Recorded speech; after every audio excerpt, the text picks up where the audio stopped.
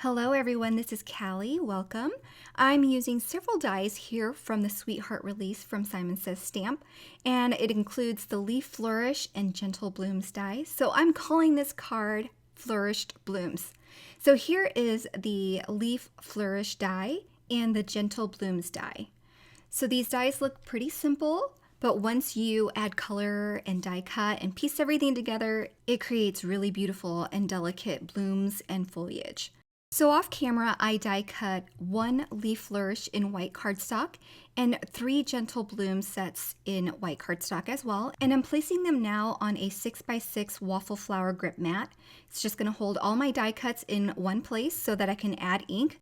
I'm using 2 shades of green, and this first one is Cabbage. It's the lighter of the two. I'm not exactly giving all of my stems full coverage. As you can see, there are lighter areas at the tips of all of the petals and leaves. That's going to give me the ability to apply a gradient using a darker color, which leads me to the addition of the Kale ink, which is the darker of the two. I'm going to concentrate this color on the center stems as well as on the center of the foliage leaves. Now I am using a flat detail brush here, and that's going to allow me to add some more color on the veins of each of these petals. It really adds a lot of interest. So as you can see, I am just sweeping the color in where those petals dip to imitate some shadow in those caved in areas. I hope that makes sense, but this is going to create a lot of depth and dimension and movement to the petals as well.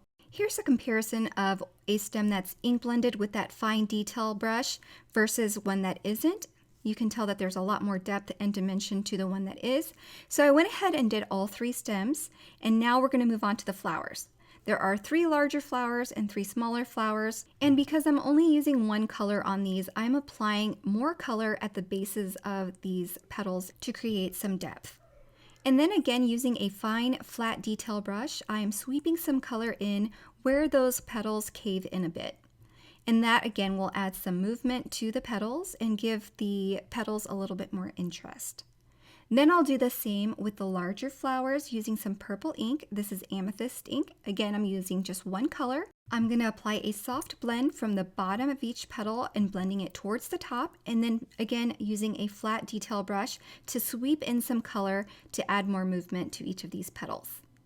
So now that all of the ink blending is done, we can start piecing these flowers together. It's super intuitive. You just line up that smaller petal onto the top of that larger petal and it fits right into place. And the 2 layers come together to create a flower that has a front and a backing that gives it a 3D look.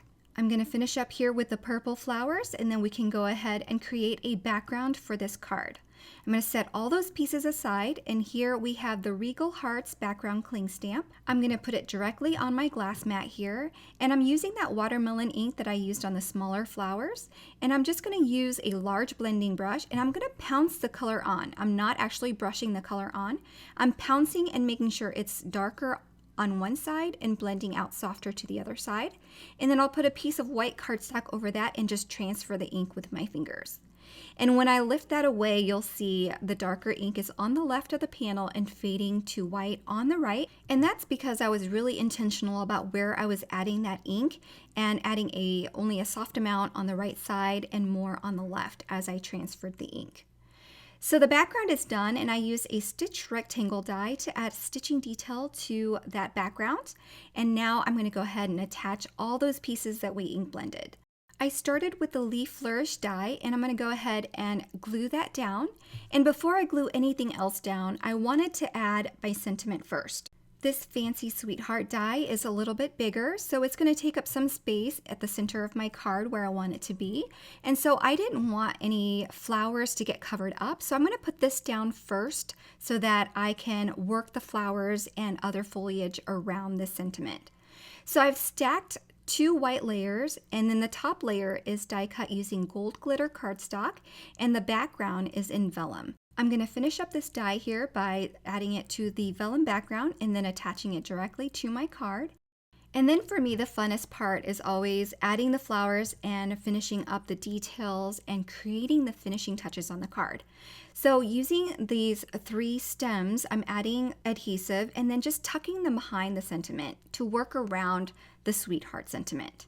For that last stem, I want it to be tucked on the side, so I don't need all that bulk, so I'm going to cut off what I don't need.